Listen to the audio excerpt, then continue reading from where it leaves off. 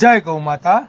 આજે તારીખ 28/7/2024 રોજ કરુણા સેવક ગૌસેવા ચેરિટેબલ ટ્રસ્ટના ગૌસેવકોને જાણ થઈ કે સુરત કામરેજ કેનાલ રોડ ઉપર સૂર્ય દર્શન ચંદ્ર દર્શન સોસાયટીની વચ્ચે આવેલી કેનાલના કીચડમાં એક ગૌ માતા છેલ્લા 2 દિવસથી ફસાયેલા હતા।